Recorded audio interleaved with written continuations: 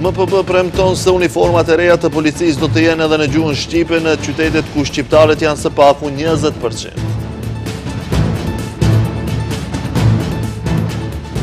Kreu i Shkupit premton realizimin e projekteve të premtuara, BD i thekson se asnjë fjalë shqip nuk u tha në 100 ditëshin e Gjeorgjevski.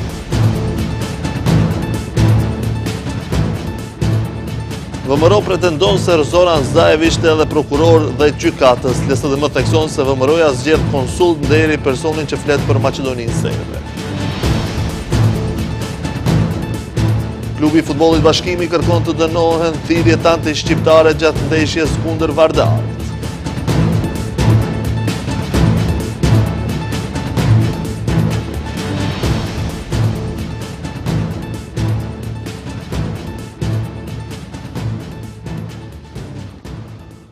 Përshëndetje shikues të nderuar, jemi me lajmet në televizionin Shenja. Uniformat e reja të policisë në qytetet ku shqiptarët janë së paku 20% do të jenë edhe në gjuhën shqipe. Këtë e ka premtuar Ministria e Punëve të Brendshme, e cila sqaron se kjo do të implementohet në uniformat e reja, e për të cilat thirrja publike ka dështuar për të tretën herë me radhë. Ndërkohë planifikohet procedura e re e prokurimit publik për të siguruar emblemat dhe shenjat e nevojshme. Televizioni Shenja ka pyetur edhe për shënimin e veturave të policisë dhe mungesës së gjuhës shqipe, nga MPB thanë se veturat etiketimi i tyre bëhet në bazë të ligjeve në fuqi. Ndonë se aktualisht uniformat e policisë janë vetëm në gjuhën maqedonase dhe alfabetin e saj cirilik dhe në to mungon gjuha shqipe, uniformat e reja të policisë në qytetet ku shqiptarët janë më së paku 20% do të jenë edhe në gjuhën shqipe, thonë nga Ministria e Punëve të Brendshme. Të pyetur nga televizioni Shenja nga Ministria e Punëve të Brendshme, thonë se gjuha shqipe do të implementohet në uniformat e reja, për të cilat thirrja publike ka dështuar për të tretën herë me radhë. Gjithashtu, nga Ministria e Punëve të Brendshme thonë se në përputhje me planin e prokurimeve publike për vitin 2026 planifikohet procedurë re për prokurim publik për të siguruar emblemat dhe shenjat e nevojshme. Në qytetin e Shkupit dhe në komunat ku mbi 20% e qytetarëve flasin gjuhë të ndryshme nga maqedonishtja, është parapar përdorimi i shenjave 2 gjuhësore, 3 gjuhësore, në përputhje me dispozitat e rregullores për ndryshimin e rregullores për uniformën dhe shenjat e uniformës së policisë. Ministria e Punëve të Brendshme në 3 raste ka zhvilluar procedurë të prokurimit publik për emblema dhe shenja për uniformën e pjesëtarëve të policisë, e cila përfundoi me vendim për anulim dhe për këtë arsye ato nuk janë furnizuar. Sipas ligjit të miratuar vite më parë, në Shkup dhe komunat ku jetojnë së paku 20% shqiptar përpos alfabetit cirilik, bishkrimi në uniformat e policisë duhet të jetë edhe në gjuhën shqipe, varësisht për cilën uniform bëhet fjalë, duke përfshirë ato të policisë, policisë së trafikut, policisë kufitare dhe policisë intervenuese. Televizioni Shenja u interesua edhe për shënjimin e veturave të policisë dhe mungesës së gjuhës shqipe. Nga MPB thonë se etiketimi i veturave bëhet në bazë të ligjeve në fuqi. Shënjimi, etiketimi i automjeteve zyrtare të policisë bëhet në përputhje me dispozitat në fuqi të rregullores për mënyrën e regjistrimit të automjeteve të policisë në Ministrinë e Punëve të Brendshme, si dhe për formën dhe përmbajtjen e targave të regjistrimit. Ankesat e shumta nga ana e qytetarëve janë edhe për mungesën e gjuhës shqipe në veturat e reja të policisë, të cilët janë të vendosura së fundmi në përdorim. Pas më shumë se 100 ditëve prej se është ulur në karikën e të parit të Shkupit, Orce Gjeorgjevski ka deklaruar se janë duke u angazhuar në mënyrë intensive për të realizuar projektet e premtuara. Ai ka premtuar se Luna Parku pritet të përfundojë deri në qershor të vitit 2027. Gjeorgjevski deklaroi se edhe procesi për projektin e transportit të shpejt me autobus është zhbllokuar në bashkëpunimin me Bergzhin. Kryetari i qytetit të Shkupit Orce Gjeorgjevski paralajmëron një sër projektesh për qytetin e Shkupit. Ai në një intervistë për Radio Evropa e Lirë ka bërë të ditur se Luna Parku që pritet të ndërtohet në Shkup nuk do të jetë vetëm për fëmijë. Gjeorgjevski njoftoi se deri në qershor të vitit 2027 pret që të hapet zyrtarisht parku argëtues për të gjitha moshat. Do të jetë një park argëtimi për të gjitha moshat. Më në fund, Shkupi do të ketë një Luna Park dhe ashtu siç u kam premtuar qytetarëve, jam thellësisht i bindur se procedura do të ketë sukses. Tani jemi në fazën përfundimtare të tenderit. Besoj se do të zgjidhet një ndërtues serioz dhe se rreth qershorit 2027 do të mund të prehet shiriti. Më në fund, fëmijët tanë do të kenë një vend ku do të krijojnë kujtime dhe ku do të mund të kalojnë fëmijërinë e tyre në mënyrë të lumtur. Ndërkaq, Gjorgjevski tha se edhe procesi për projektin e transportit të shpejtë me autobus është zhbllokuar në bashkëpunim me Bergjin pas një periudhe disa mujore përgatitjesh. Bëhet fjalë për një projekt serioz për qytetin e Shkupit, i cili në përgjithësi pritet të zgjidhë bllokimet në trafik që lidhen me funksionimin aktual të autobuseve në përlinjat e qytetit. Nga ana tjetër, siç dihet, përmes këtij projekti do të sigurohen edhe mbi 30 autobus të rinj. Kjo do të thotë se, sipas vlerësimit tim më së voni në fillim të vitit të ardhshëm kalendarik, do të mund të nisin aktivitetet ndërtimore dhe puna në terren.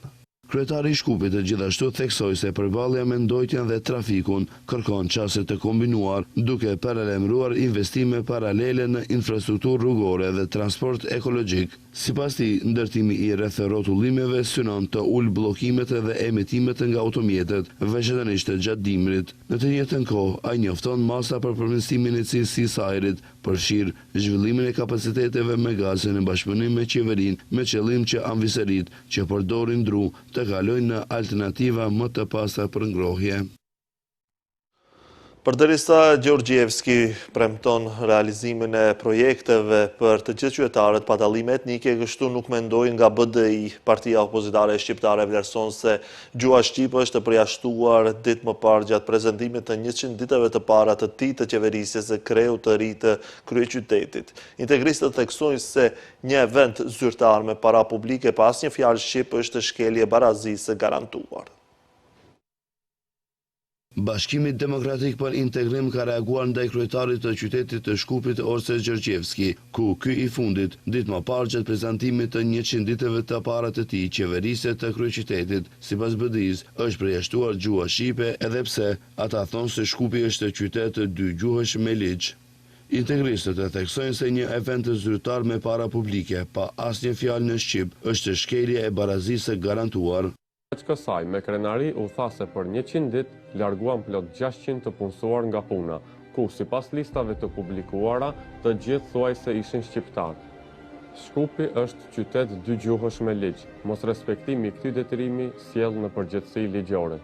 Nga partia opozitare shqiptare shtojnë se çdo përjashtim i saj çon drejt të marginalizimit. E për këtë, ata thonë se një gjë të tillë nuk do të lejon të normalizohet, andaj ata ftojnë të rinjt pa dallim të bashkohen me ta sepse si shton barazia nuk negociohet. Në anën tjetër, VMRO-ja sot ka drejtuar akuza ndaj LSDM-s për të kaluarën e saj në pushtet. Sipas VMRO-s, gjatë pushtetit të mëparshëm, sistemi gjyqësor i vendit ishte nën kontrollin e një njeriu. Zaev ishte edhe prokuror edhe gjykatës. Edhe kadia kryesor ka deklaruar Valentin Manasievski nga VMRO-ja. Partia në pushtet VMRO të PMN ka drejtuar një sër akuza për partinë opozitare LSDM. Valentin Manasievski nga VMRO theksoi se në kohën kur ishin në pushtet të LSDM me në krye me Zoran Zaevin, mashënia e veriut ishte shtet i një njeriu. Sipas tij, Zaev ishte edhe prokuror, edhe gjykatës, edhe kadia kryesor, sepse siç tha Manasievski, ai vendoste se kush do të ndiqej penalisht dhe kush do të ulej në bankën e të akuzuarve.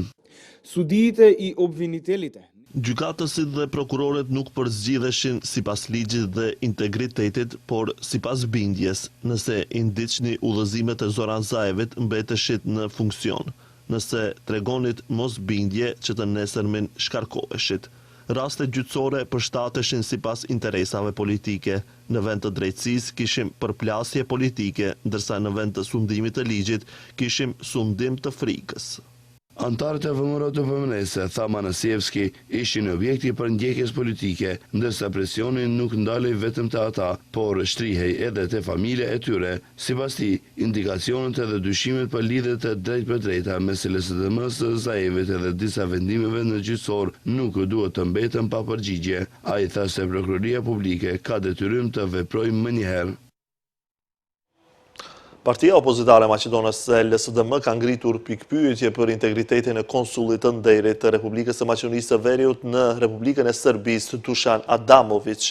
Partia ka cituar disa shkrime të mëparshme të Adamovicit, i cili shkruan te Maqedonia Serbe ka qenë e pushtuar. Sipas LSDM-s, Adamović është funksionar i lartë i Partisë Progresive Serbe, parti si motor e VMRO-s dhe i afërt me presidentin Aleksandar Vučić.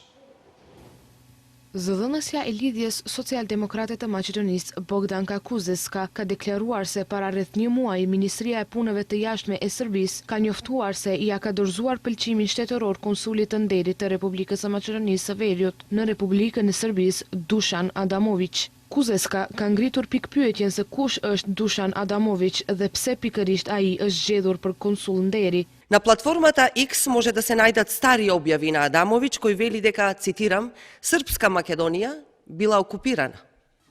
Ова почитување е скандал сам по себе, но одиме понатаму.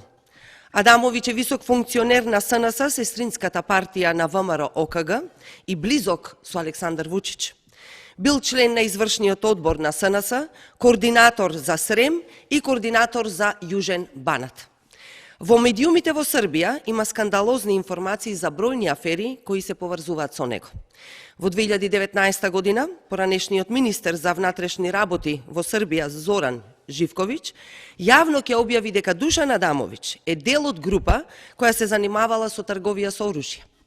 Kuzeska theksoi se mediumi serb Vesti ka reportuar se në vitin 2008 në moshën 24 vjeçare është qelluar në këmbë sepse kishte borxhe dhe sipas Kuzeskës ka mbijetuar një sulm me bombë në vitin 2006, ku dhe është arrestuar edhe për vepra të tjera penale. Shumë afera me prapavi kriminale lidhen me të. Ajo parashtron pyetje se a e kanë kontrolluar shërbimet maqedonase të sigurisë apo Hristijan Mickoski ka lobuar personalisht për të. Kuzeska i bën thirrje kryeministrit Mickoski të dalë dhe të përgjigjet se si nga kaq shumë biznesmen të respektuar në Serbi, qeveria e ka zgjedhur Adamovicin për konsull deri të Maqedonisë. Prindërit e viktimave të zjarrit në diskotekën Puls në Koçan mbajtën një marshim të ri duke kërkuar publikisht seanca më të shpeshta dëgjimore në gjyqin që është në vazhdim. Ata shprehen dyshime se procedura po zvarritet dhe se momenti i shpallur fillimisht nuk po respektohet. Sipas deklaratave të tyre, në fillim të gjyqit ata u siguruan se do të mbaheshin 2 seanca dëgjimore në javë, pa vonesa për arsye të pajustifikuara dhe me kontroll të rrept të justifikimeve mjekësore. Prindërit theksojnë se deri më tani është mbajtur vetëm një seancë dëgjimore në janar dhe 2 në shkurt, ndërsa një tjetër është shpallur deri në fund të muajit. Marshimi në Koçan rihapi temën e transparencës dhe ritmin e procedurave gjyqësore në rastet me pasoja të rënda, me pritjen që drejtësia të vihet në vend pa vonesë.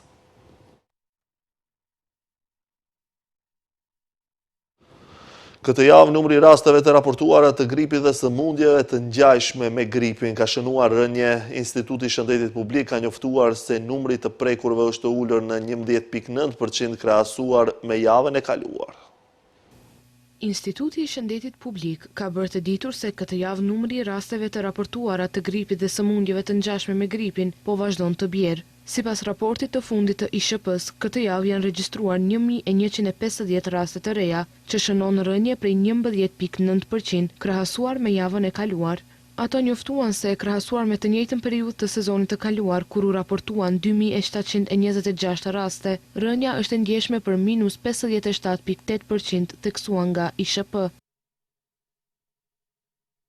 Analiza sipas grup moshës tregon se kategoria më e prekshme janë personat e moshës 15 deri në 64 vjeç me 621 persona të infektuar, të ndjekur nga fëmijët nga 5 deri në 14 vjeç, fëmijët deri në 4 vjeç 157 raste dhe personat mbi 65 vjeç.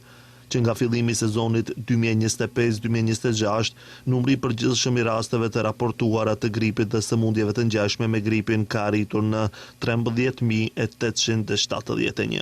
ISHP treguan se shumica e rasteve u regjistruan në janar, 9.135 raste, ndërsa në shkurt ra numri në 2.456, kurse në dhjetor pati 1.324 raste dhe në nëntor dhe tetor janë regjistruar një numër dukshëm më i ulët rastesh.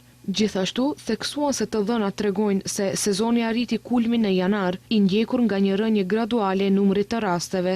Autoritetet shëndetësore apelojnë për respektimin e masave parandaluese, veçanërisht tek qytetarët më të rinj dhe të moshuar, të cilët janë pjesë e grupeve më të rrezikuara.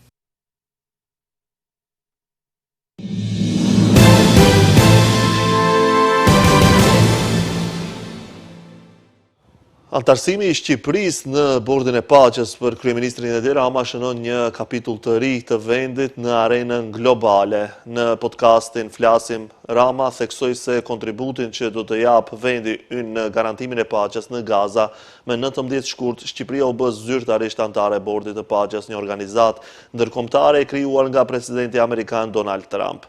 Vendi ynë do të kontribuojë me dërgimin e trupave, si dhe në emër të Shqipërisë, kryeministri Rama shprehu gatishmërinë për të ofruar një ekspertizë konkrete sa i përket rindërtimit të Gazës. Shqipëria ul me krenari në një tryezë ku po hapet një kapitull i ri në arkitekturën globale si antare themeluese e Bordit të Paqes. Më vjen mirë natyrisht për jehonën e fjalës që mbajta në emër të Shqipërisë, ku konfirmova dhe pjesëmarrjen e vendit tonë në forcën ndërkombëtare të stabilizimit në Gaza. 14 shtete dhe 3 organizata rajonale dënuan të dielën deklaratat e ambasadorit të SBA-s në Izrael, Mik Hokaube, i cili tha se do të ishte e pranueshme nëse Izraeli do të ushtronte kontroll mbi territoret që u përkasin shteteve arabe, përfshir bregun perëndimor të pushtuar. Deklarata u publikua gjithashtu me pjesëmarrjen e sekretariateve të Organizatës së Bashkëpunimit Islam, Ligës Arabe dhe Këshillit të Bashkëpunimit të Gjirit. Ministrit i cilësuan komentet e të dërguarit amerikanë si të rrezikshme dhe nxitëse, duke theksuar se ato përbëjnë shkelje flagrante të parimeve të së drejtës ndërkombëtare dhe kartës së kombeve të bashkuara dhe paraqesin kërcënim serioz për sigurinë dhe stabilitetin rajonal.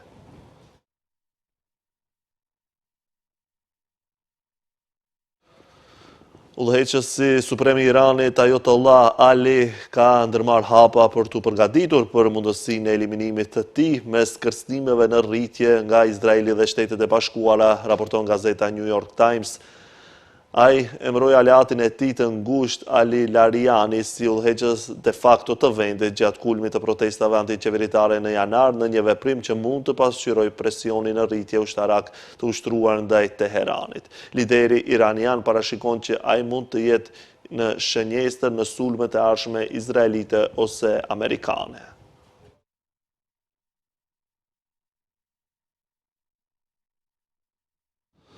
Hungaria do të bllokojë paketën e ardhshme të sanksioneve të Bashkimit Evropian ndaj Rusisë, tha ministri i jashtëm hungares. Hungaria është duke bërë përpjekje ta shtyjë Ukrainën ta rifillojë rrjedhën e naftës ruse përmes një tubacioni që furnizon rafineritë hungareze. Dërgesat e naftës ruse për në Hungari dhe Slovaki përmes tubacionit Druzhba u ndërprejnë me 27 janar, kur Kievi tha se një sulm me dron rus goditi pajisjet e tubacionit në Ukrainën perëndimore. Slovakia dhe Hungaria thonë se është Ukraina përgjegjëse për ndërprerjen e gjatë të furnizimit.